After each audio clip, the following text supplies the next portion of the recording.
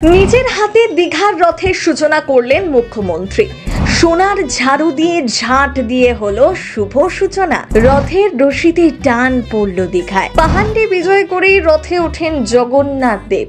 এই বিশেষ নিয়ম কি জানা আছে আপনার? রথের সাথে সাথে হাঁটলেন মুখ্যমন্ত্রী। এক ইতিহাসের সূচনা হলো। পুরীর পর দীঘায় এত বড় রথ। হাঁ হয়ে দেখলো গোটা রাজ্য। জগন্নাথ মন্দিরে কি উপহার দিয়েছেন মুখ্যমন্ত্রী মমতা বন্দ্যোপাধ্যায়? সোনার ঝাড়ু উপহার দিয়েছিলেন আগেই। সেই সোনার ঝাড়ু দিয়ে রাস্তা ঝাঁট দিয়ে দীঘার রথযাত্রার সূচনা করলেন মুখ্যমন্ত্রী মমতা বন্দ্যোপাধ্যায়। তার আগে 3টি রথের সামনে আরতি করেন মুখ্যমন্ত্রী। নির্ধারিত সময় মেনেই দুপুর 2:30-তে রথের রশিতে টান পড়ল দীঘাতে। মুখ্যমন্ত্রী আগেই জানিয়েছিলেন রথযাত্রার সময় রাস্তায় লোক থাকবে না।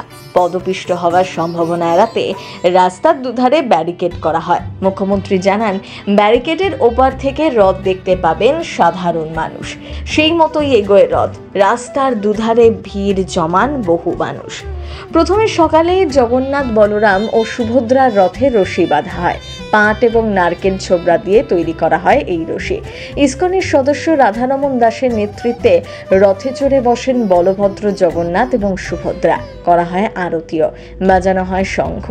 রাধারমন দাস জানান, সকালের এই অনুষ্ঠানকে বলা হয় পাহান্ডি বিজয়, যার অর্থ পায়ে হেঁটে রথে চড়েন জগন্নাথ দেব। এই উৎসবটি মূলত রথযাত্রার দিন সকালবেলায় পালিত হয়। দেবতাদের মন্দির থেকে রথের দিকে আনার প্রক্রিয়াকেই বলা হয় পাহান্ডি বিজয়। শব্দটি এসেছে পদগমন অর্থাৎ হাঁটা চলা বা বহন করে নিয়ে আসা। জগন্নাথ, বলরাম, সুভদ্রাকে বিশেষ অলঙ্কারে সাজানো হয় এদিন। ঢাক, ঢোল, সানাই ও মৃদঙ্গ বাজনার মাধ্যমে এক বর্ণাঢ্য পরিবেশ তৈরি হয়েছিল এই সময়তে। এদিন সকালেই মন্দির সর্বসাধারণের জন্য খুলে দেওয়া হয়। মন্দিরের 2 নম্বর গেট থেকে সাধারণ মানুষ অবাধে প্রবেশ করতে পারেন। মন্দিরের ভিতরে গিয়ে তারা জগন্নাথের পাথরের মূর্তির দর্শন করতে পেরেছেন। সেই সঙ্গে মন্দিরের ভিতরে সাধারণের জন্য প্রসাদ দেওয়ার ব্যবস্থাও করা হয়। প্রশাসনের পক্ষ থেকে কড়া নিরাপত্তার পাশাপাশি পর্যাপ্ত জল, চিকিৎসা ও ভিড় নিয়ন্ত্রণের ব্যবস্থা রাখা হয়েছিল। পুরো শহরে উৎসবের আবহ। এদিন এই সবকিছু খতিয়ে দেখার পাশাপাশি জগন্নাথ ধামে জগন্নাথ, বলরাম, সুভদ্রার জন্য আম, পেয়ারা, পোশাক নিয়ে যান মুখ্যমন্ত্রী।